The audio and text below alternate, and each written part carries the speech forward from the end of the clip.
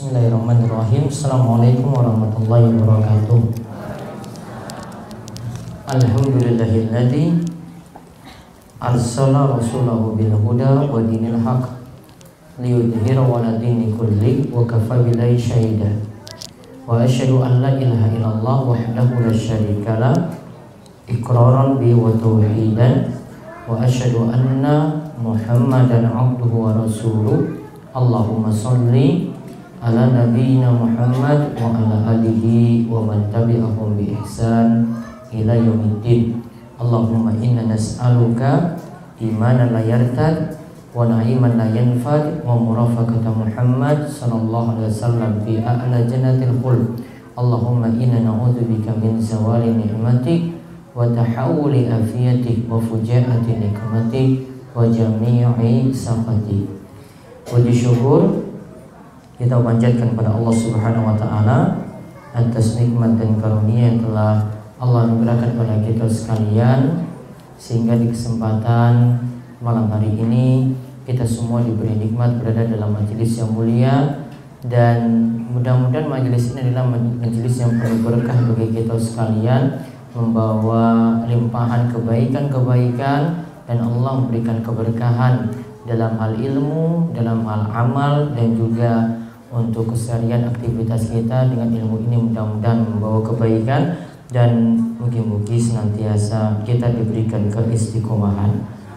Dan kami merasa terhormat sekali ketika diundang di Masjid Al-Mustaqim ini untuk pertama kali di Kampung Bugisan, atas kesempatan dari Bapak Takmir dan juga para jamaah sekalian, Bapak Ibu-ibu. Mudah-mudahan pertemuan ini membawa berkah juga bagi Kampung Bugisan dan juga warga yang turut hadir di kesempatan malam hari ini.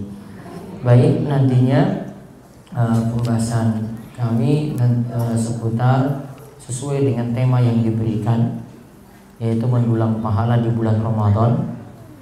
Ini materi baru nyusun tadi pagi, karena saya sejak kemarin bingung ini materinya apa maksudnya.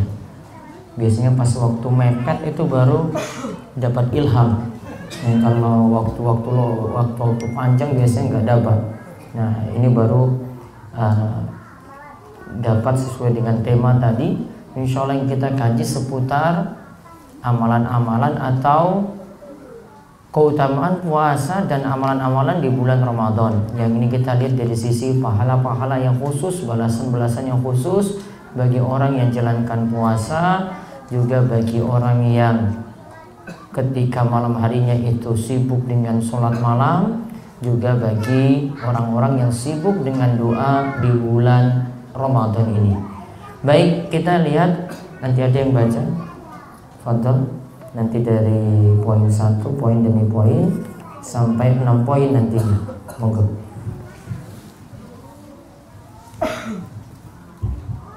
Yang nomor 1, pahala puasa tak terhingga. Dari Abu Hurairah radhiyallahu anhu, Rasulullah sallallahu alaihi wasallam bersabda, "Kullu 'amali bani Adam yudha'afu al-hasanatu asru amsalha illa sab'ima'ati dhi'fin qala Allah 'azza wa jalla illa as-sawm fa innahu li wa ana ajri azzi bih." Setiap amalan kebaikan yang dilakukan oleh manusia akan dilipat gandakan dengan 10 kebaikan yang semisal hingga 700 kali lipat. Allah Ta'ala berfirman yang artinya, kecuali amalan puasa. Amalan puasa tersebut adalah untukku, aku sendiri yang akan membalasnya, disebabkan dia telah meninggalkan syahwat dan makanan karenaku. Bagi orang yang berpuasa akan mendapatkan 2 kebahagiaan, yaitu kebahagiaan ketika dia berbuka dan kebahagiaan ketika berjumpa dengan Rabb-Nya. Sungguh bau mulut orang yang berpuasa lebih harum di sisi Allah Subhanahu wa taala daripada bau minyak kasturi. Hadis riwayat Bukhari nomor 1904, 5927, dan Muslim nomor 1151. Baik. Yang pertama, ini dilihat dari puasa, bagaimanakah balasan yang Allah Subhanahu wa taala berikan. Disebutkan dalam hadis ini bahwasanya setiap amal manusia asalnya minimalnya dibalas 10. Minimal dibalas 10. Kecuali amalan puasa. Kalau amalan bisa nanti dilipat gandakan dari 10 sampai ila 700 dhi'fin, sampai 700 kali lipat. Amalan puasa nantinya bisa dilipat gandakan hingga tak terhingga. Karena di sini disebutkan Allah berfirman, illa shaum fa innahu li wa ana ajzi bih. Kecuali amalan puasa itu untukku, spesial untuk Allah berarti. Kemudian Allah sendiri yang akan membalasnya. Berarti kesimpulan yang kita ambil Bapak Ibu-ibu, setiap amalan yang kita perbuat minimal dibalas 10. Ya, minimal itu dibalas 10. Saya contohkan beberapa amalan. Misalnya Nabi SAW katakan tentang puasa 3 hari setiap bulan. Ini berarti kita bisa rutin setiap bulannya 3 kali, dan ini bisa dijaga tiap bulan sampai setahun. Kalau kita tadi sebut minimal dibalas 10, berarti 3 hari tadi dibalas berapa berarti? 30. Nabi SAW sebutkan dalam hadis yang membicarakan tentang 3 hari puasa tadi setiap bulan, maka orang yang menjalankannya itu seperti puasa selama 1 tahun. Seperti menjalankan puasa selama 1 tahun. Tahu apa sebabnya? Kalau dijaga rutin, tiap bulan minimalnya puasa 3 hari, maka berarti tiap bulan tadi 3 dikali 10 berarti jadi 30. Maka dianggap 30 setiap bulannya, maka 1 tahun berarti dianggap puasa setahun penuh. Itu namanya pahala 1 kebaikan dibalas 10. 1 kebaikan dibalas 10. Contoh lagi, setelah bulan Ramadan, di bulan Syawal ada puasa sunnah atau tidak? Ada atau tidak, Bapak? Berapa hari? 6 hari. Baik. 6 hari tadi coba nanti dihitung juga sama seperti ini. Kita pakai hitungan matematik misalnya. 6 hari tadi dikali 10 berapa? 60. 60 hari berarti sama dengan berapa bulan? 2 bulan. Kita balik puasa Ramadan taruhlah sebulan penuh. Minimal dibalas berapa? 10. 1 bulan berarti kalikan 10 berapa? 10 bulan. Ada 300 tadilah ya. 300. 10 bulan. 10 bulan plus 2 bulan 1 tahun. Maka Nabi SAW itu mengatakan, man shoma Ramadan summa atba'ahu sittan min Syawal kana kasiyamid dahr. Siapa yang berpuasa di bulan Ramadan kemudian ia ikutkan dengan puasa 6 hari di bulan Syawal, maka dikatakan puasanya itu sama seperti puasa setahun. Kenapa setahun tadi? 1 bulan dibalas 10, berarti 10 bulan. 6 hari tadi dibalas 2 bulan. 10 bulan plus 2 bulan jadi 1 tahun. Namun di sini catatan penting. Walaupun nantinya berbeda dengan pendapat ulama lainnya, namun pendapat ini yang lebih hati-hati bagi yang jalani puasa Syawal, karena dalam hadis disebutkan siapa yang puasa Ramadan kemudian dia ikutkan dengan puasa 6 hari di bulan Syawal, berarti untuk jalani puasa di bulan Syawal apa yang mesti dilakukan? Bayar puasa terlebih dahulu. Ibu-ibu kira-kira berapa biasanya utang puasanya? Berapa hari? 1 minggu, 6 atau 7 hari ya. Maka baiknya kalau punya utang, nyaur dulu, bayar utang puasa ini terlebih dahulu, baru kemudian lakukan puasa Syawal 6 hari. Itu lebih aman dan lebih cepat terangkat dari kewajiban. Jadi puasanya langsung lunas daripada tunda-tunda. Ya, terutama ibu-ibu ini biasanya nunda-nunda loh ini. Biasanya sampai mau dekat bulan Ramadan, di bulan Ruwa atau bulan Sya'ban itu baru bayar utang puasa. Kira-kira ada masalah nggak nanti kalau tidak sampai selesai sampai Ramadan berikut? Atau cuma nyaur saja, cuma kodok saja? Apa ibu-ibu? Ada tambahan lagi nggak kewajiban? Kalau misalnya ada yang punya 6 hari puasa tadi utang sampai Ramadan berikutnya itu belum lunas, berarti cuma bayar 6 hari saja? Atau jadi 12 hari?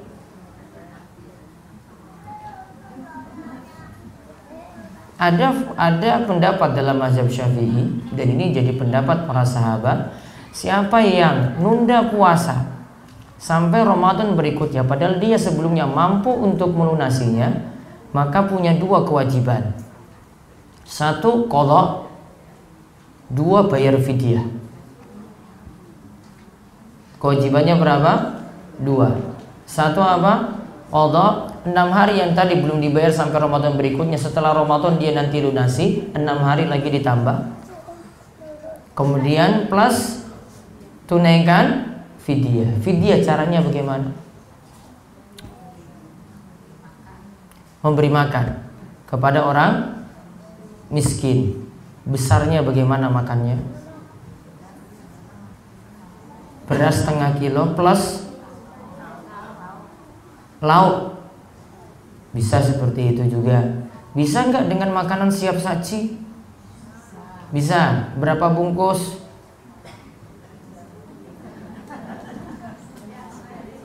Setiap hari tidak puasa atau punya kewajiban fidyah tadi, 1 fidyah itu berapa bungkus? Kenapa 3 bungkus? Kenapa enggak 2? Oh, kalau saya makan cuma siang saja. Cuma tadi aja Pak Takmir suruh makan malam. Saya makan biasanya siang saja. Gimana? Fidyah nanti coba dibuka surat Al-Baqarah 184. Wa 'alal ladzina yutiqunahu fidyatun ta'amu miskin. Bagi orang yang tidak bisa lagi puasa maka hendaklah bayar fidyah. Fidyahnya bentuknya adalah memberi makan kepada orang miskin. Bentuknya memberi makan kepada orang miskin. Disebut memberi makan saja, tidak disebut 3 kali. Tidak disebut makan 1 hari, namun cuma disebut memberi makan. Berarti yang diberi makan, ya, makannya berarti kalau di tengah-tengah kita nasi bungkus. Kalau saya bungkusnya cuma isinya gorengan saja masuk? Masuk atau tidak? Nggak kenyang, iya. Berarti bukan makanan kan? Kita anggap belum beri makan. Berarti harus nasi bungkus. Ada lauknya di situ, ada tempe atau telur lah di situ minimal. Kemudian beri kepada orang miskin. Berarti 1 fidyah sama dengan 1 bungkus makanan. Bisa tadi juga kata ibu tadi, bisa 1 fidyah juga setengah kilo beras juga bisa. Namun ingat di sini memberinya dalam bentuk makanan.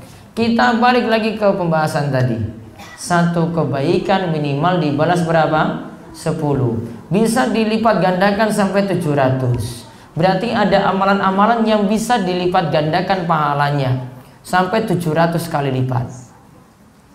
Ada orang yang amalannya biasa namun pahalanya luar biasa di sisi Allah Subhanahu wa taala. Pahalanya bukan hanya dilipat gandakan sampai 10, namun Allah bisa lipat gandakan sampai 700 kali lipat. Mau tahu rahasianya suatu amalan bisa dilipat gandakan sampai 700 kali lipat? Di antaranya 1, sebabnya adalah karena amalan tersebut ikhlas,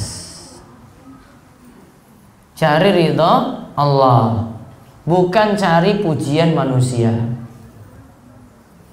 2, amalan tersebut mengikuti tuntunan, yaitu mengikuti tuntunan Nabi Sallallahu Alaihi Wasallam.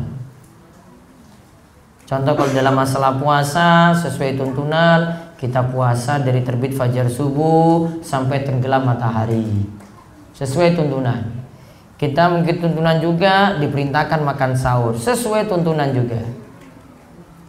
Kita puasanya tinggalkan maksiat sesuai tuntunan juga. Maka puasanya sesuai tuntunan, maka pahalanya makin besar. Ada yang ketiga, jaga amalannya itu rutin walaupun jumlahnya itu sedikit. Jaga amalannya itu ajak rutin walaupun jumlahnya itu sedikit. Contoh misalnya, boleh atau tidak sholat tahajud cuma 2 rakaat saja? Boleh atau tidak? Boleh. Witirnya 1 rakaat? Boleh atau tidak? Boleh. Sudah dianggap sholat tahajud apa belum? Sudah. Kalau dia jaga rutin seperti ini, itu lebih baik daripada jumlahnya banyak namun cuma sekali-kali saja dilakukan. Mendingan ajak rutin walaupun jumlahnya sedikit. Dalam hadis Aisyah, Rasulullah SAW bersabda, ahabul amali ilallah adwamuha wa inqal. Sebaik-baik amalan di sisi Allah adalah amalan yang rutin dijaga walaupun jumlahnya itu sedikit. Jaga rutin itu lebih bagus. Duha lakukan 2 terus tiap hari, lebih afdal daripada lakukan banyak namun cuma lakukan sekali-kali saja. Ada amalan juga pahalanya makin besar dilihat dari sisi yang keempat, dari sisi waktu. Waktunya dilakukan pada waktu yang afdal. Contohnya dari sisi waktu, puasa Ramadan kita lakukan amalan apapun, pahalanya itu lebih banyak dibandingkan dilakukan di luar Ramadan. Sampai para ulama itu katakan, kalau ada yang melakukan amalan sunnah, pahalanya seperti amalan wajib.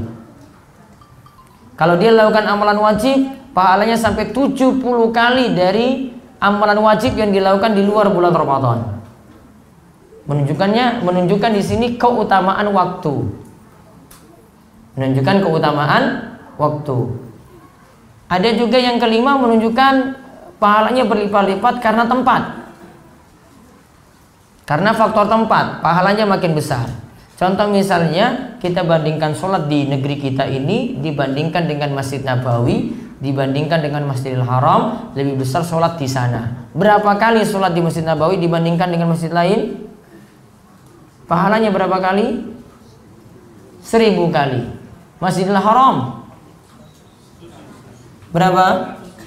100.000 kali. Masjidil Haram 100.000 kali. Masjid Nabawi 1000 kali. Masjidil Aqsa 500 kali. Ingat 100.000, 1000, kemudian 500. Maka ada pahala yang berlipat di sini. Dan di sini disebutkan pahala amalan puasa tak terhingga, karena Allah sendiri yang membalasnya. Kenapa sampai tak terhingga? Kata para ulama, karena dalam puasa kita melakukan 3 bentuk sabar. Ada 3 bentuk sabar yang kita lakukan ketika kita menjalani ibadah puasa. Pertama, sabar dalam ketaatan. Yang kedua, sabar dalam menjauhi maksiat. Yang ketiga itu sabar dalam menghadapi ujian. Diulang coba. Pertama, sabar dalam ketaatan. Yang kedua, sabar dalam menjauhi maksiat. Yang ketiga, sabar dalam menghadapi ujian. Sabar dalam ketaatan, dia dari waktu subuh sampai tenggelamnya matahari sabar untuk jalani puasa. Sabar dalam menjauhi maksiat, ketika dari subuh sampai matahari itu tenggelam, dia tahan diri dari maksiat.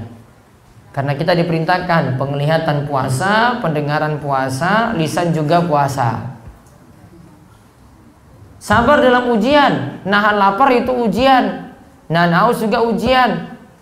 Tidak dekat-dekat istri juga ujian. Ujian nggak Pak?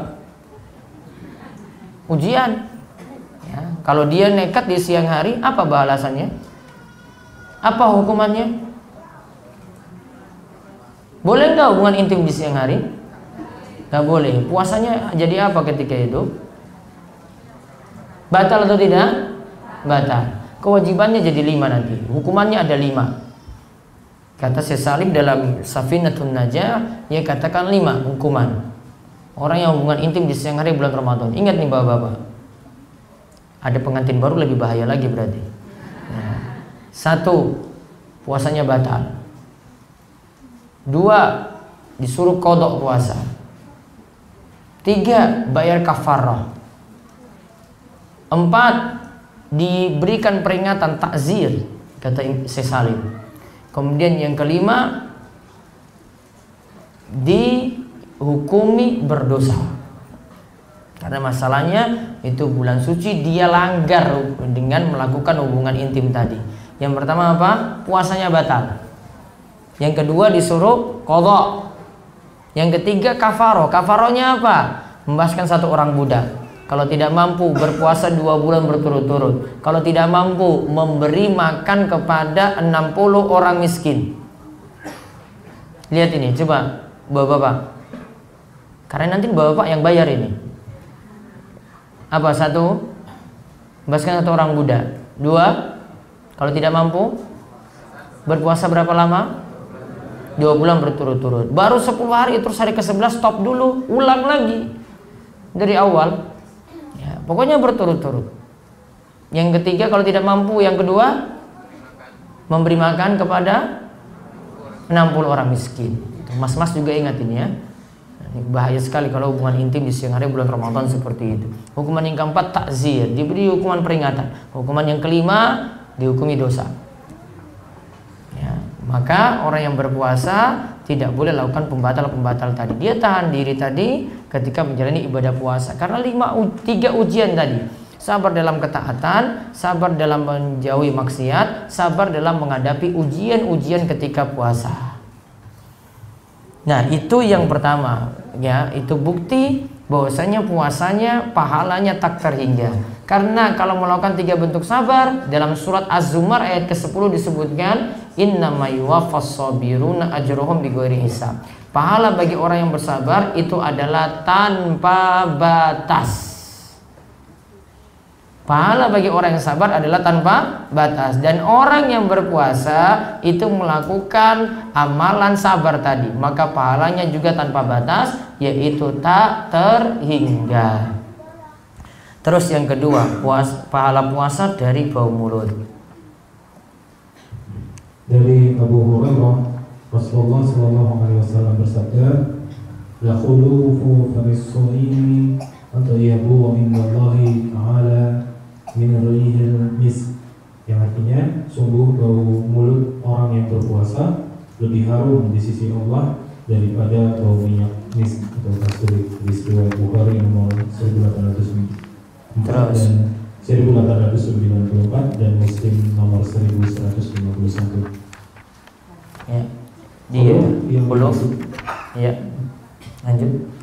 Khuluf yang dimaksud dalam hadis adalah berubahnya bau mulut orang yang berpuasa. Ada 2 alasan kenapa sampai bau mulut orang yang berpuasa bisa dibalas dengan bau minyak kasturi atau misk. Yang pertama, amalan puasa itu adalah rahasia antara hamba dengan Allah. Karena itu rahasia yang ia sembunyikan, maka Allah pun membalasnya dengan menampakkan bau harum di antara manusia di hari kiamat. Yang kedua, karena bekas ketaatan yang berakibat tidak enak bagi jiwa di dunia, bekas seperti itu akan dibalas dengan sesuatu yang menyenangkan pada hari kiamat. Artinya, bau mulut yang tidak enak akan dibalas dengan bau yang wangi, karena bau mulut itu muncul dari amalan ketaatan pada Allah di dunia. Taib. Jadi bau mulut orang yang berpuasa di sisi Allah lebih baik dari minyak kasturi. Namun itu bau mulut di sisi Allah. Tapi kalau baunya di dunia gimana? Enak nggak dicium? Enak atau tidak? Tidak. Sekarang pertanyaannya, bau mulut tersebut boleh nggak dihilangkan di siang hari? Boleh nggak sikatan? Boleh nggak sikat gigi di siang hari untuk menghilangkan bau mulut itu? Kalau saya berpendapat tidak boleh. Kecuali memakai kayu siwak. Adapun dengan pasta gigi, pengaruhnya pada tubuh lebih besar.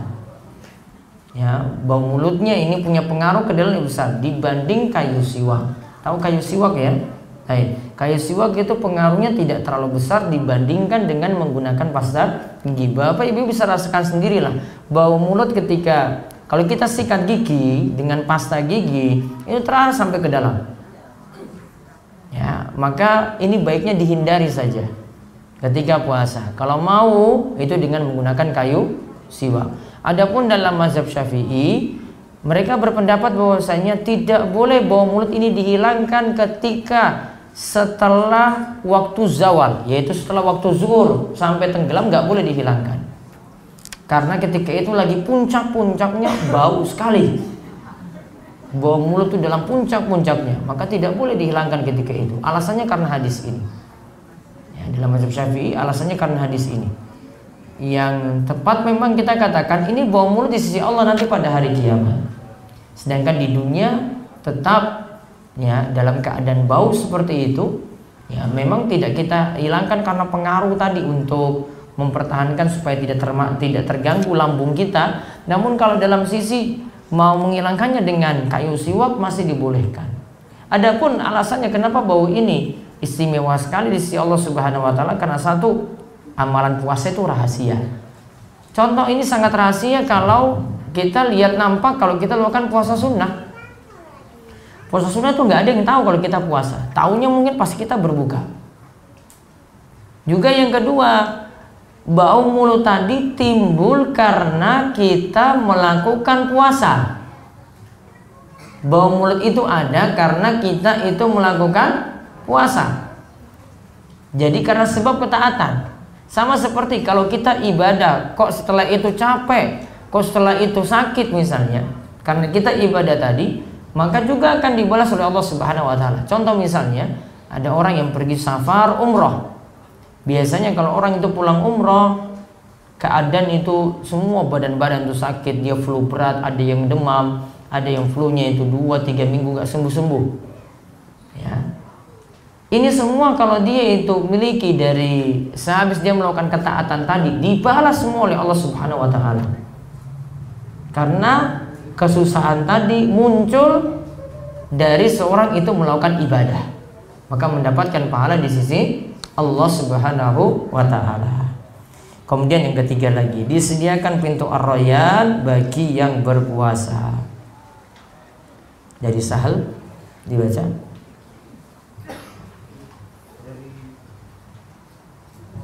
Dari Sahal bin Sa'ad dari Nabi Shallallahu Alaihi Wasallam, beliau bersabda. Langsung artinya aja.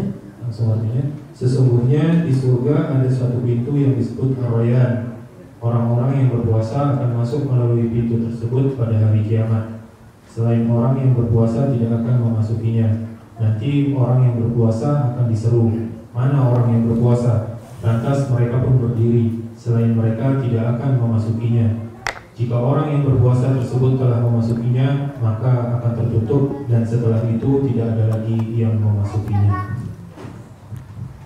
Hadis riwayat Bukhari. Hadis riwayat Bukhari nomor 1896 dan Muslim nomor 1152. Terus Ibnu Hajar al-Asqalani. Terus Ibnu Hajar al-Asqalani rahimahullah menyebutkan ar-rayyan dengan menfathahkan huruf ra dan mentasdidkan ya, mengikuti wazan fi'il, kata kerja dari kata ar-rayyi, yang maksudnya adalah nama salah satu pintu di surga yang hanya dikhususkan untuk orang yang berpuasa. Dari sisi lafaz dan makna dan kaitannya, karena kata ar-rayyan adalah turunan dari kata ar-rayyi yang artinya bersesuaian dengan keadaan orang yang berpuasa. Orang yang berpuasa kelak akan memasuki pintu tersebut dan tidak pernah merasakan kehausan lagi. Jadi awalnya itu ar-rayyan itu artinya haus. Kalau pintu rayyan dari kata ri itu artinya haus, sedangkan pintu ar-rayyan ini balasan untuk orang-orang yang berpuasa tadi karena mereka menahan haus saat berpuasa, maka mendapatkan balasan seperti itu. Itu namanya pintu ar-rayyan. Sedangkan pintu surga ada berapa? Bapak-bapak, mas-mas, ada berapa pintu surga? Ada berapa? 8. Ibu-ibu ada berapa? Pintu surga ada berapa? 7? Hah? Bukan 8? Kalau dalam riwayat hadis lain tentang membicarakan tentang pintu ar-rayyan, disebutkan pintu surga ada 8. Perlu saya sebut? Perlu atau tidak? Perlu. Baik, dicatat kalau begitu. 1 berarti pintu Ar-Rayyan. Yang tadi kita sebut. Pintu Ar-Rayyan untuk siapa? Orang yang berpuasa. 2 pintu sholat. Berarti istimewa untuk orang-orang yang rajin sholat. Yang ketiga pintu sedekah.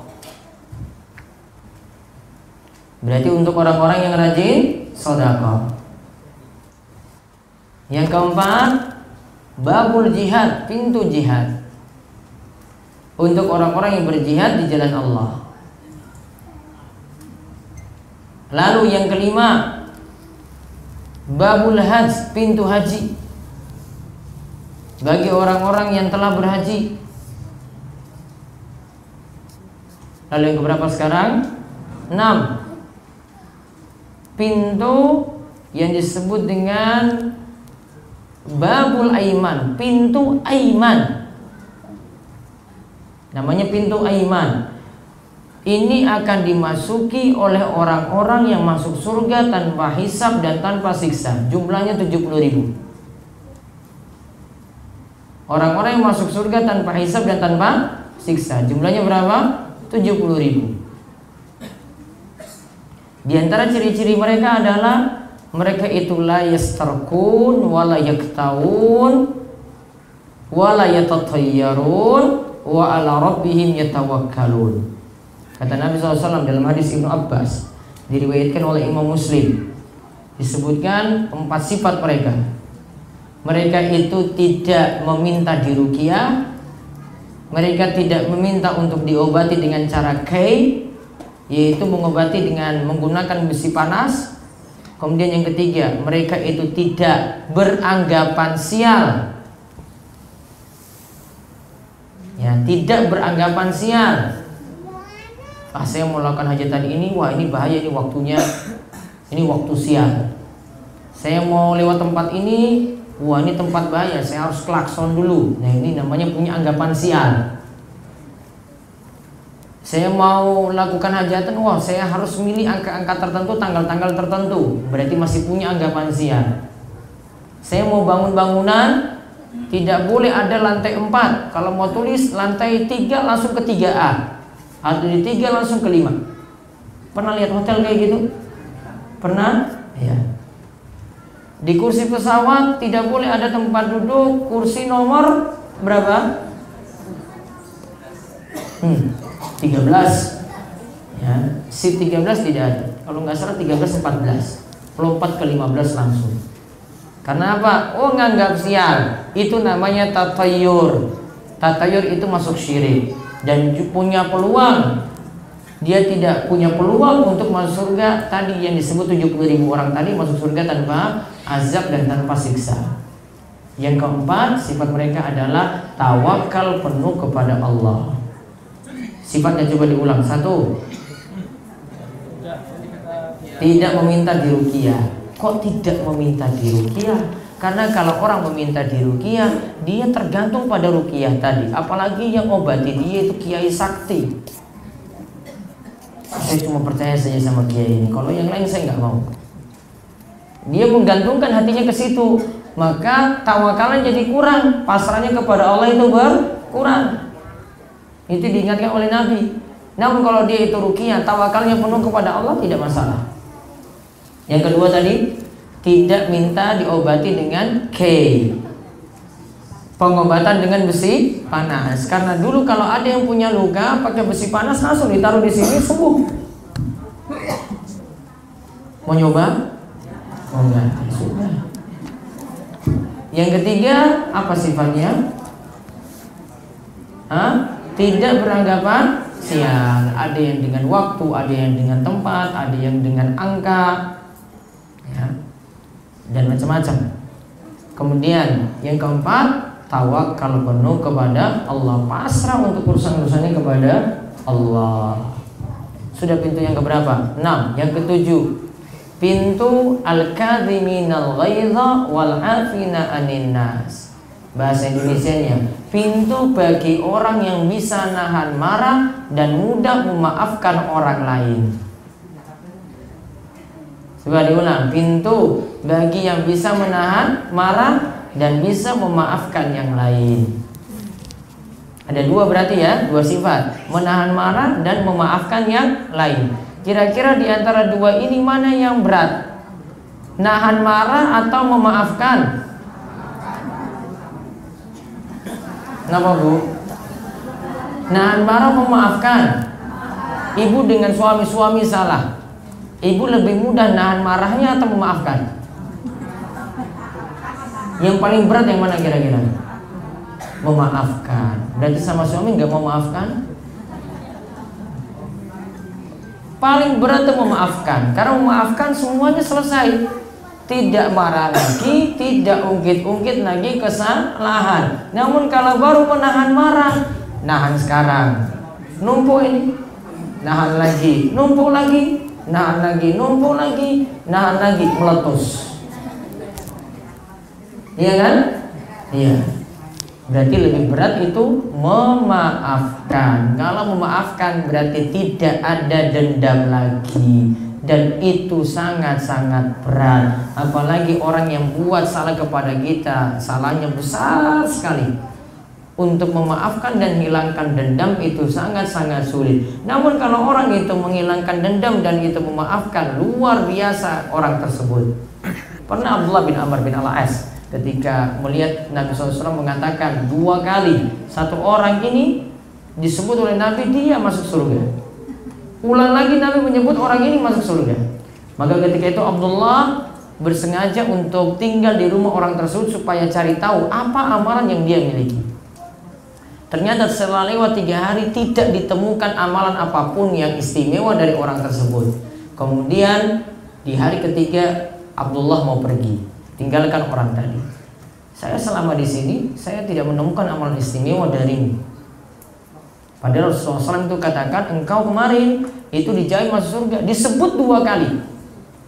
Maka kemudian Rasulullah SAW, kemudian tadi Abdullah mau pergi, ketika akan pergi diberitahu orang ini, saya memang tidak punya amalan istimewa.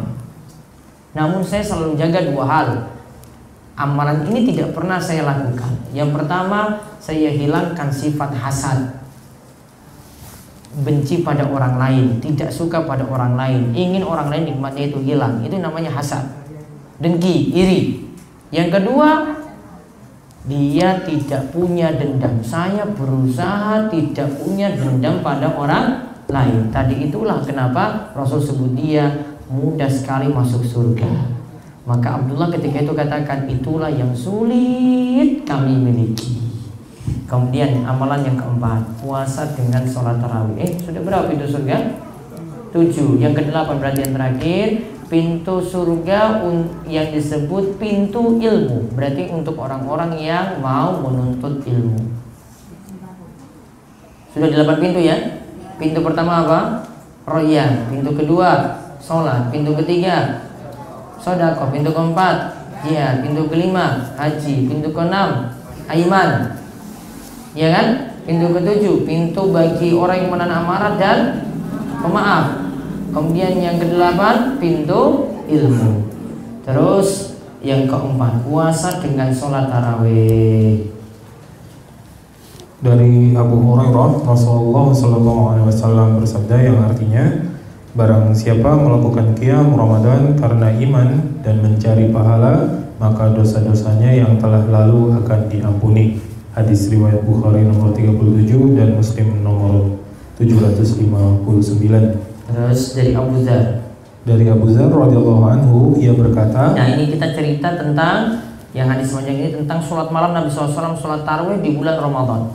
Kita lihat, kami pernah berpuasa bersama Rasulullah SAW. Beliau tidaklah pernah melaksanakan sholat malam bersama kami. Beliau tidaklah pernah melaksanakan sholat malam bersama kami kecuali ketika tersisa 7 hari bulan Ramadan atau malam ke-23 Ramadan. Berarti malam-malam terakhir ya. Terus beliau lantas sholat bersama kami hingga berlalu sepertiga malam. Ketika tersisa 6 hari malam ke-24 Ramadan, beliau tidak sholat bersama kami.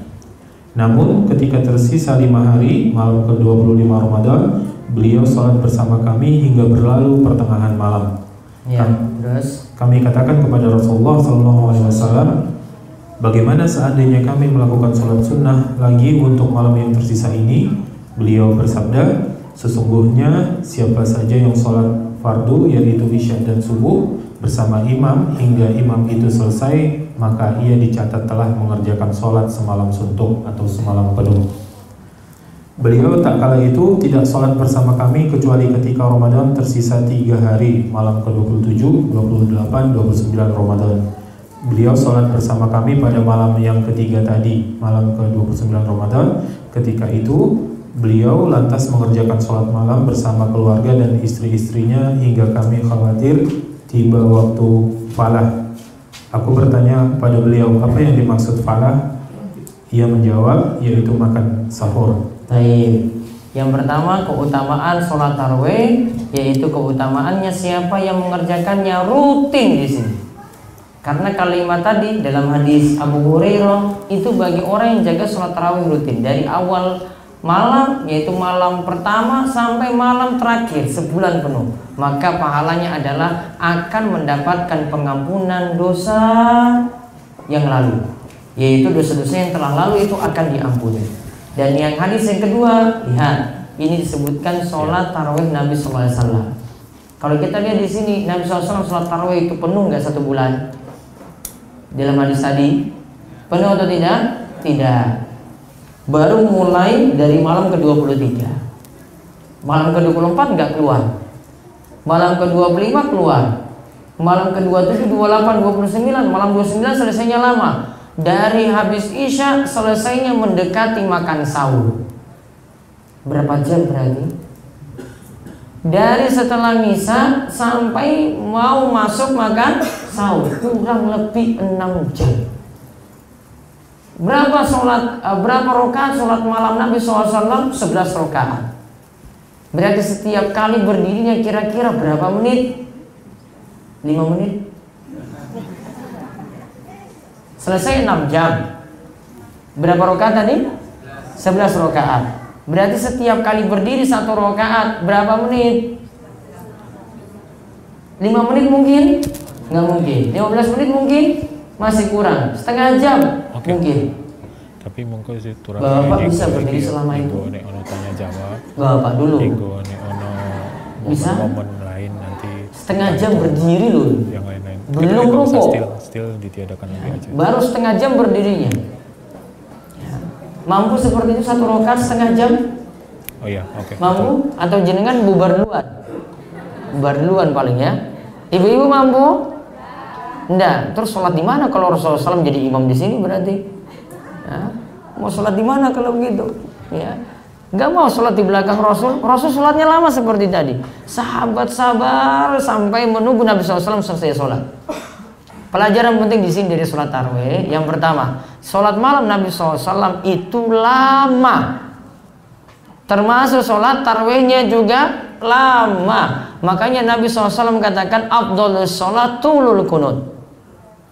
Sholat yang paling bagus itu adalah sholat yang selesainya itu lama. Berarti sholat tarawih yang paling bagus, sholat tarawih yang paling lama.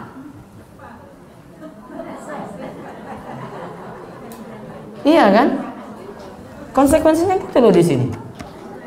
Kemudian faedah yang lainnya lagi dari hadis ini, sholat tarawih Nabi SAW ternyata tidak setiap malam. Namun beliau tidak melakukan setiap malam ini karena ada sebab. Apa sebabnya? Kok baru malam ke-23 baru sholat di luar berjamaah, malam ke-24 gak sholat berjamaah untuk tarawihnya, malam ke-25 berjamaah lagi untuk tarawih, malam 27, 28, 29 berjamaah lagi, bahkan lebih lama. Menunjukkan beliau punya suatu maksud. Apa sebabnya Rasulullah SAW tidak jaga rutin sholat tarawih tadi? Supaya orang-orang tidak menganggapnya wajib. Sekarang berarti kita sudah paham sholat tarawih itu tidak wajib. Semua sudah sepakat sholat tarawih hukumnya sunnah. Berarti perintah di sini jadi perintah yang terus menerus tiap malam atau kayak Nabi saja malam 23 baru sholat tarawih? Gimana Pak? Kalau mau ikut Nabi iya kayak gini. Namun jenengan sudah harus tahu bahwasanya ini ada sebab. Sebabnya apa? Karena biar tidak dianggap wajib. Sekarang kan kita sudah yakini itu tidak wajib. Berarti sholat tarawih dilakukan bagaimana? Tiap malam atau kadang-kadang saja? Tiap malam. Jadi kadang saya sebutkan hadis ini atau ada yang menyebutkan hadis ini, langsung oh ternyata orang masalah. Saya bolos-bolos aja sholat tarawihnya. Yang penting kan saya ngisa. Itu alasan orang malas. Kalau mau dapat full pahalanya, dapat ampunan dosa-dosa yang telah lalu, maka lakukanlah sholat tarawih secara rutin. Bisa insya Allah? Bisa? Sampai malam terakhir bisa? Bisa? Malam terakhir nggak beralih ke mall? Betul ibu-ibu? Malam terakhir nggak sibuk-sibuk belanja, bapak-bapak? Nggak temani istri, betul ya? Rugi kalau malam-malam terakhir seperti itu. Mending belanjanya siang, jangan sampai malam, dikarenakan malam-malam terakhir itu lebih utama karena ada malam apa? Lailatul Qadar. Terus yang kelima, makan sahur jadi penuh berkah. Dari Abu Sa'id Al-Khudri, Nabi Sallallahu Alaihi Wasallam bersabda yang artinya, makan sahur adalah makan penuh berkah. Janganlah kalian meninggalkannya walau dengan seteguk air, karena Allah dan malaikatnya bersalawat kepada orang yang makan sahur. Hadis riwayat Ahmad. Ya.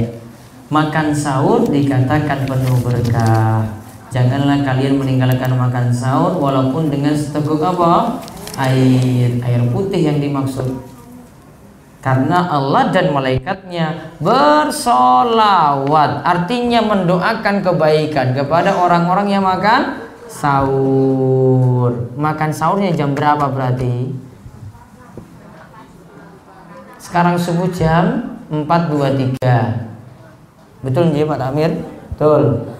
Sahurnya jam berapa? Ibu-ibu siap-siap makan, siap-siap masakan jam berapa, Bu? 2:30. Masya Allah, rajin-rajin sekali. Suaminya bangun jam berapa kalau gitu? Jam 4. Ya. Waktu makan sahur paling mendekati subuh lebih afdol. Dari sisi satu, Nabi SAW mencontohkan, beliau waktu makan sahurnya dengan waktu sholat subuh itu sekitar membaca 50 ayat Quran. Mepet sekali dengan waktu subuh. Yang kedua, kalau makin dekat dengan waktu subuh, punya kesempatan lanjut lagi dengan sholat subuh. Biasanya kalau makannya jam 3 langsung tidur. Betul nggak? Betul. Yang ketiga, kondisinya lebih fit, lebih kuat. Ya, karena stok makanannya ditaruh di akhir-akhir. Dan berhenti untuk makan sahur sampai jam berapa? Sampai azan subuh atau sampai jam berapa? Berhenti makan sahurnya. Imsak jam berapa, Bu? 4.23 tadi azan subuh. 4.13. Kalau saya misalnya bangunnya baru jam 4.13, berarti nggak boleh makan? Nah, kok bisa? Tadi katanya berhenti. Kok bagi ibu berhenti, bagi saya boleh lanjut makan? Apa kita syariatnya berbeda? Gimana? Waktu berhenti makan minum ketika azan subuh berkumandang. Adapun waktu imsak 10 menit sebelum azan subuh cuma lampu kuning, hati-hati. 10 menit lagi azan. Namun masih boleh untuk lanjutkan makan, masih boleh untuk lanjutkan minum. Paham ini ya? Dalilnya apa? Nanti buka di Al-Baqarah 187. Bukan di Al-Baqarah 187 bahwasanya kita berhenti makan itu ketika terbit fajar subuh. Sekarang pertanyaannya, bagaimana jika ada yang masih makan ketika azan subuh tepat waktu berkumandang? Sah atau tidak? Nah, dia masih makan ketika azan subuh itu berkumandang. Azan subuhnya tepat waktu. Karena nanggung, tinggal 1 sendok, saya suapin, terus saya makan, terus tambah minum. Sah? Saya jawab tidak sah. Kok nggak sah? Tadi Al-Baqarah 187, wa kulu washrabu hatta yatabayyana lakumul khaytul abyadu minal khaytil aswadi minal fajr summa atimmus siyama ilal lail. Makan dan minumlah kalian sampai terang bagi kalian benang putih, yaitu fajar subuh, sebelumnya gelap malam, lalu sempurnakanlah puasa sampai malam hari. Berarti terbit fajar subuh berhenti makan. Bagaimana dengan hadis yang katakan jika salah seorang di antara kalian itu memegang sendok atau wadah, maka silakan lanjutkan. 2 pemahaman. Yang pertama, hadis tersebut dipahami untuk azan yang tidak tepat waktu, misalnya baru teriak imsak tadi. Yang kedua, hadis tersebut sebagian ulama mendhaifkan atau melemahkan karena bertentangan juga dengan ayat. Imam Nawawi rahimahullah dalam kitabnya Al-Majmu' menyatakan, siapa yang masih makan ketika terbit fajar subuh tadi, sudah terlanjur makan, maka wajib makanan tersebut dimuntahkan. Kalau lanjut, kata Imam Nawawi, puasanya batal. Dan ini sepakat 4 ulama mazhab. Paham ini?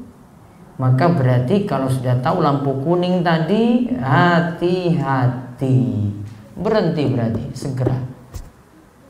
Azan subuh tidak boleh lagi ada aktivitas makan minum. Sudah selesai kalau tepat waktu.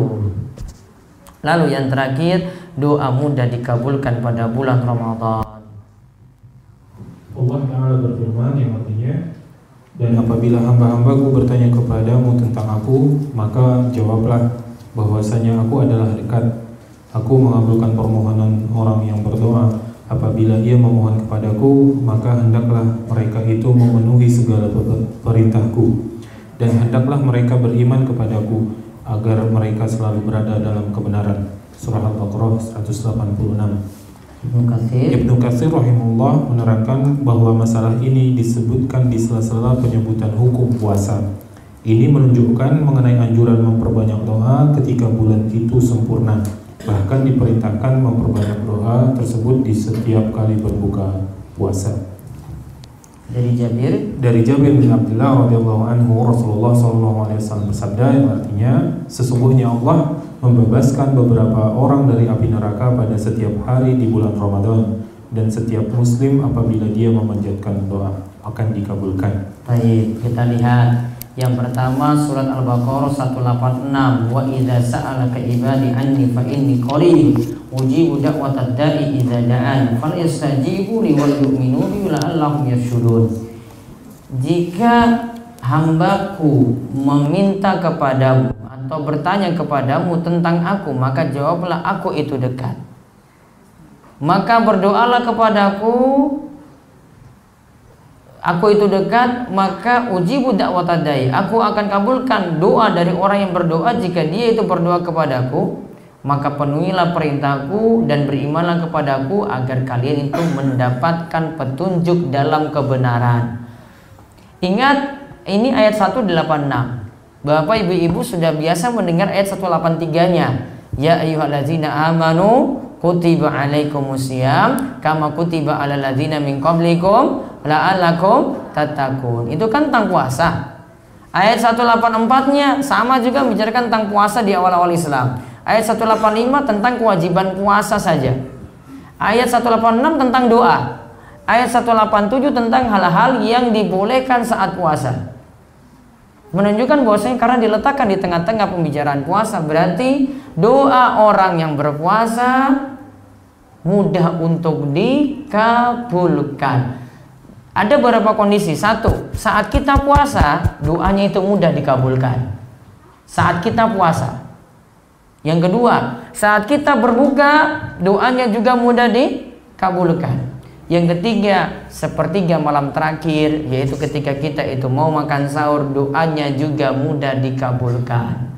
Oleh karena itu kalau ada kesempatan di malam hari, walaupun ya sholat tarawihnya sudah ditutup misalnya 11 rakaat, maka malam harinya masih boleh tambah lagi dengan sholat tahajud. Ada mau nambah 2, ada yang mau nambah 4 boleh, asalkan malam harinya ketika nambah tadi tidak mengerjakan witir 2 kali.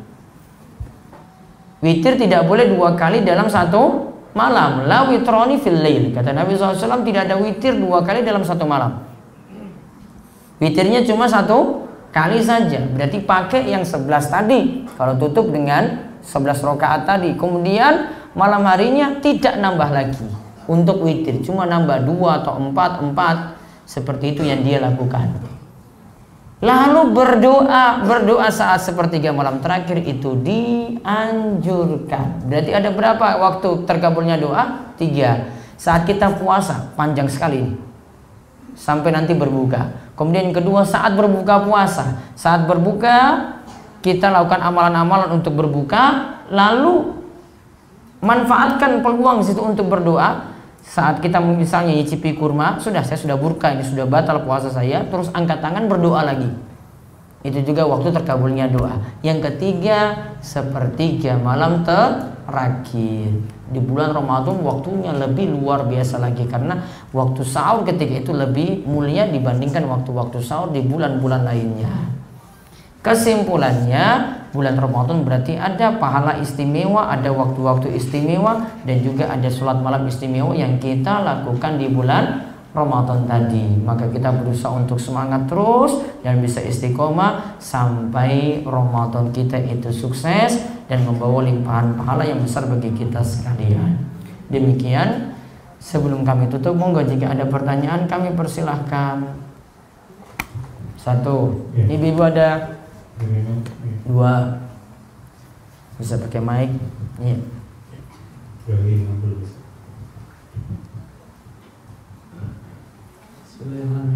Assalamualaikum warahmatullahi wabarakatuh. Waalaikumsalam warahmatullahi wabarakatuh. Iya, pakai nama. Nama saya Habib Burtansa Wikanjaya. Saya dari Siapa namanya? Habib Burtansa Wikanjaya. Baik. Saya dari Kali Pakis sampai Benewan. Saya mau bertanya, Ustaz. Tadi saya baru tahu hari ini bahwa kalau misalnya kita makan saat azan itu ternyata tidak dibolehkan. Terus bagaimana dengan puasa-puasa yang sebelumnya yang saya baru tahu hari ini kalau misalnya itu batal? Apakah harus diqada atau sebagainya? Tidak harus diqada. Tidak boleh. Baik, karena itu ilmu yang antum dapat dulu, dan para ulama punya kaidah at-taklif ba'dal ilmi. Suatu pembenaran hukum itu setelah orang itu dapat ilmu. Berarti yang dulu dilupakan, bangun dengan ilmu yang baru. Dan itu tadi pendapat dari 4 ulama mazhab. Ada lagi ibu sana? Boleh dibacakan atau lewat tulisan juga boleh? Bisa. Jawab ke depannya. Ya. Kasih mic aja.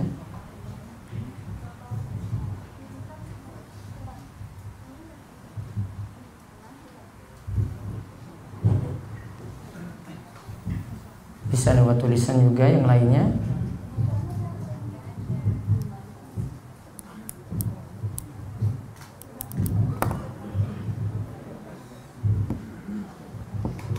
Assalamualaikum warahmatullahi wabarakatuh. Waalaikumsalam warahmatullahi wabarakatuh. Ustaz, saya mau bertanya, kalau kita lupa jumlah hutang kita di Ramadan bulan lalu, terus bagaimana cara kita meyakini berapa hutang kita? Lalu kalau kita sudah berusaha membayar tapi tidak ingat pasti berapa jumlah hutangnya, itu bagaimana? Itu hutangnya karena apa? Karena aib biasanya kalau perempuan. Nah, itulah masalahnya ibu-ibu. Terus kalau tadi kan bau mulut karena ketaatan kepada Allah itu baiknya tidak dihilangkan. Lalu bagaimana kalau dengan bau badan seorang wanita? Kan ada sebuah hadis yang mengatakan bahwa kalau wanita itu memakai wewangian yang tercium baunya itu sama dengan wanita pezina. Lalu bau badan yang terhadap wanita yang tidak memakai parfum itu bagaimana, Ustaz? Taib, itu beda lagi. Ini pembahasannya untuk bau mulut karena puasa. Kalau bau badan tiap hari ya bau juga. Maka beda pembahasannya. Kalau tadi bau mulut karena orang puasa, bau mulut yang khas dari orang yang puasa. Kalau bau badan masalah lain lagi. Ya, intinya kalau untuk wanita, dia bisa menghilangkan bau badannya tidak mesti memakai minyak wangi, dan dia jaga ketika keluar rumah tidak memakai minyak wangi yang itu menggoda laki-laki untuk tertarik padanya. Kemudian yang pertama tadi tentang utang puasa, ini sudah lewat Ramadan berikut apa belum? Sudah. Nah, berarti berapa kewajiban? 2. Berarti qadha sekaligus bayar fidyah. Nah, berapa utang yang harus dibayar? Harus pastikan dulu ini. Saya tidak bisa bilang saya nebak-nebak saja, nebak-nebak nggak bisa. Karena ini masalah kewajiban, saya lupa berapa hari. Maka kalau dihitung-hitung saja, saya sudah berapa tahun ini nunda-nunda terus, taruhlah 5 tahun. Setiap kali puasa, enggak puasanya itu 6 hari, haidnya 6 hari. Ya, maka 6 berarti tinggal dikalikan 5. Kalau mungkin ada yang sudah saya lunasi, atau mungkin kadang puasanya itu tidak puasanya itu mungkin ada yang 6, ada yang 7. Taruh lebih banyak lagi. Taruhlah 7 kali 5 berarti 35. Taruh 35 hari. Berarti 35 hari puasa plus fidyah berapa kali? 35 kali. 35 kali berarti 35 bungkus. Ya, seperti itu. Pastikan dulu dan taruh yang tinggi. Untuk menutupi kekurangan tadi, tambah lagi dengan puasa sunnah untuk menutupi itu. Namun segera bayar. Kalau ini nggak sempat nantinya, bisa nanti setelah ba'da Ramadan baru nanti dia bayar sekaligus dengan bayar fidyah. Fidyahnya cuma 1 kali saja ya. Misalnya tertunda 5 tahun. Cukup fidyahnya untuk 1 kali saja. Misalnya ada puasanya 10, berarti 10 kali qadha plus 10 kali fidyah. Enggak usah berlipat-lipat. Ya, cukup 10 kali qadha, cukup tambah 10 kali fidyah. Walaupun sudah lewat 5 tahun misalnya, berarti 5 kali enggak usah dikalikan 5. Seperti itu. Ada lagi? Satu lagi Ustaz. Iya. Tadi kalau yang tentang memuntahkan makanan, kalau kita saat azan itu bukannya kalau memuntahkan makanan secara sengaja itu membatalkan puasa Ustaz? Baik. Memuntahkan sengaja, ini dia tidak sengaja, dia bukan masalah sengaja itu dari sisi. Ini ada pengertian khusus sebenarnya. Muntah dengan sengaja itu bukan maksudnya kita keluarkan yang ada, itu bukan. Muntahkan sengaja ada istilah khusus. Saya kalau mau jelaskan istilahnya agak sulit ini. Saya nanti ada tulisan sendiri atau bisa cari di website saya pengertian muntah dengan sengaja itu apa. Saya lupa untuk menjelaskannya di sini. Adapun untuk tadi, walaupun juga jenengan katakan itu muntah dengan sengaja, namun karena ini suatu yang lebih urgen untuk keluarkan makanan daripada lanjutkan. Kalau lanjutkan puasanya batal, maka dikeluarkan ketika itu. Kalau orang sebut wah ini kan buang-buang makanan, ini bukan masalah ini, namun karena urgensi untuk mempertahankan puasa, tidak boleh makanan ada yang masuk lagi ketika sudah kumandang azan. Dah, baik. Ada lagi? Ntar ibu dulu ya, mic-nya di ibu soalnya. Monggo Bu Istiar. Ya. Cuma mau menanyakan bagi orang yang masih berseteru, ini puasanya gimana? Bagi orang yang berseteru gimana? Bermusuhan karena apa? Ya macam-macam. Penyebabnya macam-macam Ustaz. Kalau hadis kan mengatakan orang yang berseteru itu suruh diabaikan puasanya. Jadi ada hadis yang menyatakan begitu. Mungkin maksudnya jika ada seorang di antara kalian yang mengajakmu untuk berseteru, maka katakanlah ini soimun, ini soimun, ini soimun. Maaf saya sedang puasa, maaf saya sedang puasa, maaf saya sedang puasa. Itu mungkin maksudnya. Seterunya itu sebelum puasa, udah lama seteru gitu. Oh, berarti masih punya dendam terus. Ya itu gimana puasanya? Terus ketika masuk puasa dendam itu masih ada. Maka puasanya sia-sia berarti, gitu maksudnya? Iya. Doanya itu diterima enggak kan, peluang untuk diterimanya doa kan banyak. Bagi orang yang berseteru itu kan Jadi otomatis nggak bisa dikabul doa-doanya. Yang jelas berseteru ini dosa tersendiri. Satu. Sedangkan masuk Ramadan masih bawa dosa itu berarti dia masih punya dosa. Namun tidak mempengaruhi kesahan puasanya. Kesahan puasa itu melihat dari rukun terpenuhi, pembatal-pembatal tidak dilakukan. Itu namanya kesahan puasa. Kalau itu dipenuhi sudah puasanya sah. Walaupun masih punya dendam. Dendam dosa tersendiri. Tidak mengganggu amalan puasanya tadi. Itu kan yang dimaksud. Baik. Pon? Ya, ada lagi Ibu? Berarti Bapak, ya.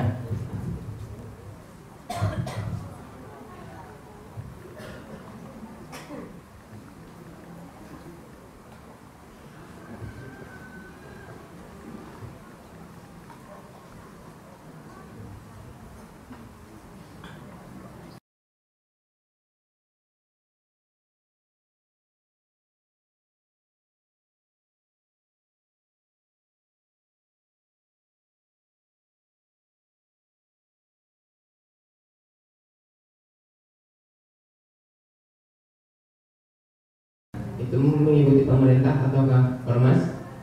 Nah, yang selanjutnya tentang tarawih itu rakaatnya 44 atau 22. Baik. Jazakallahu khair. Assalamualaikum. Waalaikumsalam warahmatullahi wabarakatuh. Baik, yang pertama tadi saya nggak mau jawab untuk yang pertama. Sudah. Yang kedua 443 ataukah 22? Dua-duanya boleh. Dalam hadis Aisyah disebutkan sholat malam SAW itu 4, jangan tanyakan panjang adapun bagusnya. Dalam hadis Aisyah. Sedangkan dalam hadis yang lainnya Nabi SAW mengatakan sholatul laili masna-masna. Sholat malam itu 2 rakaat salam, 2 rakaat salam. Berarti 443 boleh, 22 juga boleh. Ya, semuanya dibolehkan. Wallahu a'lam. Ada lagi?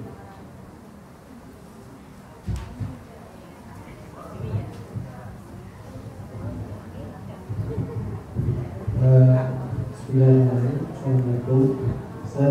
Waalaikumsalam warahmatullahi wabarakatuh.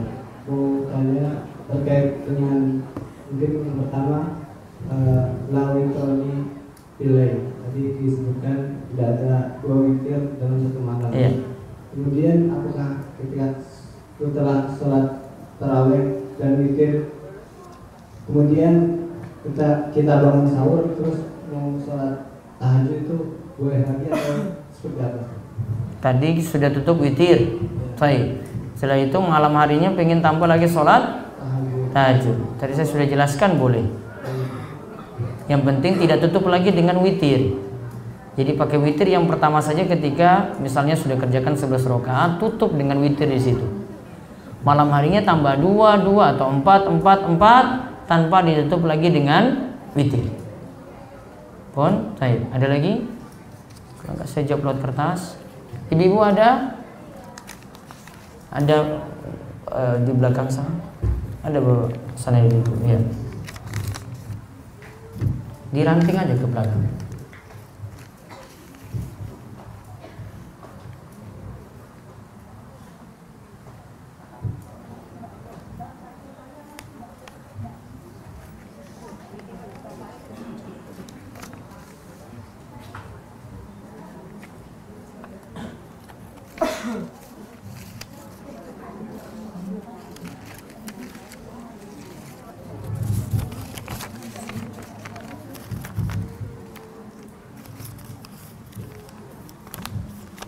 Monggo.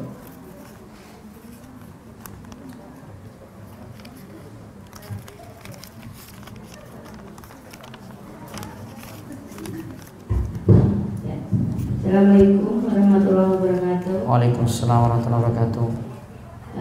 Yang ingin saya tanyakan, hukum meminta ruqyah yang kita tahu itu yang tidak boleh itu yang syirkiyah, Pak. Tentang sebenarnya yang pernah saya tahu seperti itu. Terkadang kita ada seorang penghafal Quran, terus dia itu kena gangguan jin. Ya. Kadang minta seorang peruqyah untuk membantu membersihkan jin dari tubuhnya. Terus kadang ada ruqyah masal yang di situ, kadang kita nggak tahu nih dalam tubuh kita jinnya gitu. Terus di situ pas reaksi itu tentu saja nanti yang membantu yang tukang ruqyahnya ya. Baik. Nah, mungkin itu aja. Wassalamualaikum warahmatullahi wabarakatuh. Waalaikumsalam warahmatullahi wabarakatuh. Saya sebutkan tadi meminta diruqyah karena periwayatan hadis. Tadi diterjemahkan meminta diruqyah ini secara umum karena masalahnya periwayatan hadis itu ceritanya seperti ini. Ada seseorang yang bernama Sa'id bin Jubair. Dia ketika itu dialog dengan seorang yang bernama Husain bin Abdurrahman. Husain bin Abdurrahman ketika itu saat dia digigit binatang, dia kemudian meminta untuk diruqyah. Terus diruqyah, ruqyahnya ini nggak disebut ruqyah syirik di sini. Diruqyah normal seperti biasa. Kemudian datanglah Sa'id bin Jubair, dia katakan, saya sarankan kepadamu ada yang lebih bagus. Kamu baiknya tidak minta diruqyah. Lalu disampaikanlah hadis 70.000 orang yang masuk surga tanpa hisab dan tanpa siksa. Sehingga bagi yang menafsirkan seperti itu silakan datangkan dalil. Ya, saya pernah lihat tafsiran seperti itu, namun saya belum melihat keterangan para ulama tentang hal itu. Yang ada saya dapat riwayat tentang tadi Husain bin Abdurrahman cerita dengan Sa'id bin Jubair seperti itu. Adapun syirik yang ruqyah yang syirkiyah sudah jelas terlarang. Ngapain disebut-sebut dalam hadis tadi? Ya, tidak perlu disebut dalam hadis ini masuk surga tanpa hisab tanpa siksa, nggak perlu disebut. Ya. Adapun kalau kita meminta diruqyah kemudian hati kita itu bergantung kepada Allah, tidak masalah. Ya, namun jaga ketawakalannya ini yang penting. Ya, jaga ketawakalannya itu yang penting. Adapun di sini kita tadi ada ruqyah masal, kemudian ada yang bantu meruqyah, itu kita tidak minta. Karena kita kena, kemudian ada yang bantu, itu nggak ada kata minta di situ, kecuali kalau kita minta. Intinya minta masih boleh, karena dalam hadis tadi cuma saran, baiknya tidak minta diruqyah. Kalimatnya beda. Saya tidak tadi katakan tidak minta diruqyah, karena kita pembahasannya tentang hadis 70.000 orang. Ada yang masuk golongan itu, ada yang tidak. Yang tidak ini belum tentu masuk neraka. Paham ya? Yang tidak ini belum tentu masuk neraka, cuma tidak masuk 70.000 golongan, berarti dia punya peluang untuk masuk surga lewat jalan lain. Ya, jadi hadis tadi dipahami seperti itu. Itu bukan pembahasan tentang ruqyah syirkiyah, nggak ada di situ. Ruqyah syirkiyah jelas pembahasannya syirik, ya syirik sudah selesai. Ini lagi bahas ada sahabat yang ada tabiin yang ketika itu diruqyah oleh yang lainnya karena dia minta. Kemudian ada Sa'id bin Jubair beri saran, nggak seperti itu, baiknya kamu tidak minta diruqyah. Lalu disampaikan hadis 70.000 orang yang masuk surga tanpa hisab dan tanpa siksa. Saya pernah dapat dalil seperti itu dan alasannya dari para peruqyah seperti itu saya nggak setuju. Saya terangkan pada mereka nggak seperti itu pemahamannya. Hadisnya nggak bicarakan kayak gitu. Karena kita harus lihat pemahaman hadisnya yang tepat seperti apa.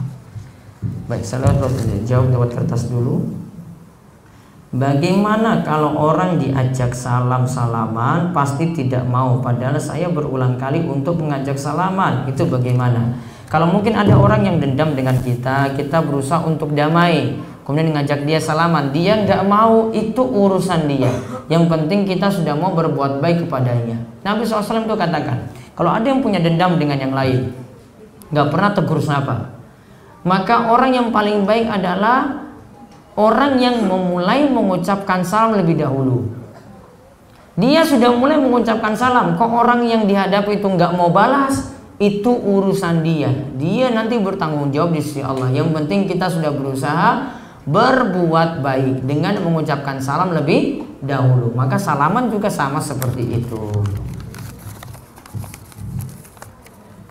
Bagaimana kalau ada jamaah gerundel dan saat ada imam tarawih bacaan suratnya panjang-panjang tadi?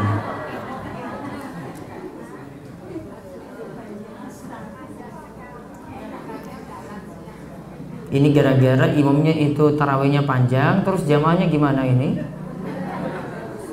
Boleh atau tidak? Yang jelas makmum mesti sabar dengan imam, kondisinya apapun. Nabi SAW itu mengatakan, innahu man qama ma'al imam hatta yansharif kutiba lahu qiyamul lailah. Siapa yang berdiri bersama imam sampai imam selesai, maka dicatat baginya sholat semalam suntuk. Disuruh sabar dengan imam, imamnya bagaimanapun, selama imamnya itu sholatnya sah.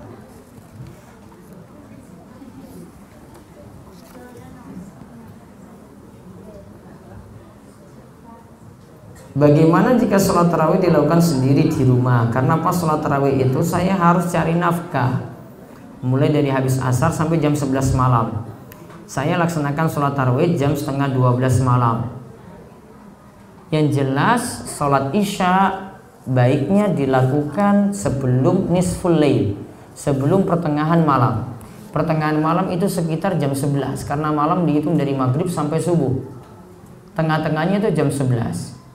Sedangkan tarawihnya dia mengundur nggak masalah, namun saya sarankan sholat isyanya berusaha untuk berjamaah di masjid. Nanti tarawihnya dia bisa lakukan sendiri kalau memang ada kepentingan seperti itu. Apa definisi hubungan intim dengan istri? Apakah berpelukan dan bergandengan tangan termasuk intim? Tidak. Lalu bila suami sakit dan istri sedang menyusui sehingga keduanya tidak puasa pada bulan Ramadan, apakah tetap turun larangan berjima di siang hari bulan Ramadan? Ini suami sudah sakit, istri aneh-aneh loh. Ini sudah sebut suami sakit, coba istri menyusui. Kok ada aneh, ini baru saya lihat pertanyaan kayak ini satu ini. buat supaya boleh gitu ya. Saya nggak akan jawab ini. Apakah hukum minta diruqyah bisa disamakan dengan minta diobati dokter? Nah, hukumnya hampir sama. Makanya masalahnya di sini cuma tawakal saja. Kalau kita cuma bergantung pada dokter itu, tawakal kita kurang pada Allah, masalah. Jadi kepada dokter cuma cari sebab saja. Allah yang tetap menyembuhkan. Bagaimana hukumnya memprotes imam karena bacaannya panjang-panjang? Sama tadi. Apa masjid ini maunya panjang-panjang terus? Gini, untuk para imam sholat tarawih kadang harus memperhatikan kondisi jamaah. Tahu pernah ada kasus di masa Nabi SAW, ada sahabat yang sholatnya keterlaluan panjangnya. Karena keterlaluan imamnya itu panjang, satu orang sahabat keluar dari shaf. Dia keluar, kemudian di belakang dia selesaikan sholat sendiri. Kemudian sahabat ini yang jadi imam tadi, setelah selesai dia tahu itu sahabat itu keluar. Kemudian dia teriak, "Kamu itu dasar munafik kamu. Saya sholat kok kamu keluar dari situ." Wah, yang ini nggak setuju, lapor pada Rasulullah SAW. "Wahai Rasulullah, ini saya dibilang munafik, padahal dia imamnya tuh keterlaluan panjangnya." Ya. Kemudian ketika itu Nabi SAW nasihati, kalau jadi imam perhatikanlah orang yang di belakang. Ada di situ yang dhaif, lemah, ada situ yang sepuh, ada situ orang yang super sibuk. Gak bisa lama-lama. Berarti jadi imam memperhatikan kondisi jamaah itu lebih baik. Saya kadang kalau di desa itu, kepada saya ngomong ini. Saya itu kalau di desa, saya itu malah peringatkan orang kota kalau datang di desa. Saya kadang marah sama anak-anak KKN waktu itu. Karena jamaah komentar ke saya, "Ustadz, kemarin itu dia baca surat panjang-panjang sekali." Begitu dia bacanya panjang. Iya Ustadz. Soalnya kalau saya datang ke kampung pun saya sesuaikan dengan surat-surat yang mereka hafal. Ya, ketika itu paling ya ara'aital ladzi yukadzibu biddin, ya qul huwallahu ahad. Pendek-pendek saja. Nah, ketika orang luar masuk kemudian mereka baca panjang-panjang. Saya bilang itu mah anak KKN itu keterlaluan. Ya, nggak tahu diri. Ya, saya itu kadang kayak gitu. Kenapa saya kayak gini? Karena ada orang yang tidak bisa menerima seperti itu. Dia tidak bisa menerima dengan imam yang panjang-panjang tadi. Solusinya gimana biar bisa menyikapi yang panjang dengan yang ada jamaah yang tidak bisa, kecuali dengan yang pendek-pendek saja bacaannya? Maka mungkin dibagi. Nanti ada imam yang kerjakan sholat di waktu yang pertama, ada yang kerjakan di akhir malam. Nanti di akhir malam itu bisa memperlama sholatnya tadi. Paham ya? Mudah-mudahan imam-imamnya pada dengar di sini. Saat bangun kesiangan, pas azan subuh, haruskah kita makan sahur? Tidak boleh. Ditanya azan subuh, dia baru bangun pas azan subuh, boleh nggak makan sahur? Nggak boleh. Namun boleh nggak puasa? Boleh atau tidak? Boleh. Ya, karena untuk puasa tidak disyaratkan makan sahur, cuma dia hilang keberkahan saja. Apakah puasa yang akan dibalas Allah hanya puasa Ramadan saja? Yang tadi dalil yang kita bahas berlaku untuk puasa Ramadan, berlaku juga untuk puasa sunnah. Apa hukumnya apabila sholat tarawih dilakukan munfarid? Sholat tarawih yang sunnahnya lakukan berjamaah. Ya, sholat tarawih itu dilakukan berjamaah. Dan yang paling afdal dilakukan di awal malam. Pernah Imam Ahmad bin Hanbal itu ditanya tentang sholat itu di akhir malam untuk sholat tarawihnya. Imam Ahmad katakan, sunnatul muslimin ahabu ilayya.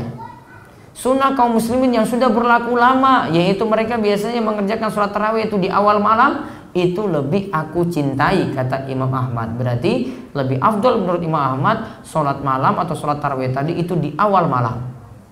Namun kalau untuk sholat tahajud, istilah tahajud untuk bangun tidur, maka sholat tahajud dilakukan ketika bangun tidur. Kalau tidak diawali dengan tidur, namanya sholat malam.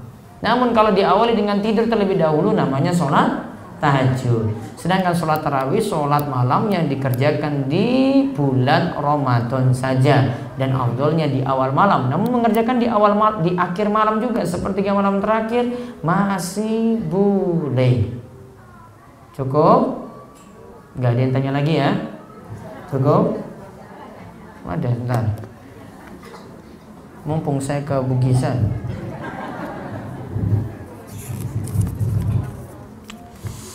Bagaimana hukum padusan dan tradisi dalam bulan Sya'ban seperti tadi? Apenan ya, betul ini. Kalau padusan nggak ada tuntunan, masuk bulan Ramadan nggak mesti padusan terlebih dahulu. Lebih utama mana, sholat tarawih atau sholat tahajud di saat bulan Ramadan? Lebih afdol sholat tarawih. Mau tambah sholat tahajud juga masih boleh, seperti keterangan tadi yang saya sebutkan. Apakah benar 10 hari pertama bulan Ramadan rahmat, 10 hari tengahnya maghfirah, dan 10 hari terakhir itu adalah pembebasan dari api neraka, dijauhkan dari api neraka? Mohon maaf jasa kelahiran Ustaz.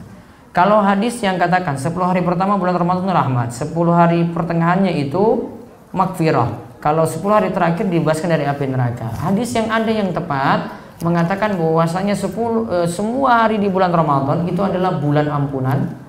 Semua hari di bulan Ramadan itu dibebaskan dari api neraka, semuanya itu penuh rahmat, tidak dibagi sepertiga. Hadis yang bagi 10 hari pertama itu rahmat, 10 hari pertama berikutnya itu maghfirah, 10 hari berikutnya lagi itu dibebaskan dari api neraka, hadisnya dhaif. Apabila kita hutang puasa atau memiliki kewajiban qadha tetapi waktunya sempit karena lupa, semisal kewajiban qadha 5 hari, tinggal H-5 puasa Ramadan. Sedangkan dalam hadis ada yang mengatakan janganlah puasa 1 atau 2 hari sebelum Ramadan kecuali orang yang punya kebiasaan puasa. Maka hadis ini berlaku untuk orang yang tidak punya sebab untuk berpuasa. Kalau dia punya sebab, misalnya bayar utang puasa 5 hari tadi minus H-5, berarti ada kesempatan 5 hari puasa, maka tunaikan sebelum Ramadan 5 hari ini, tidak tunda-tunda sampai Ramadan itu masuk.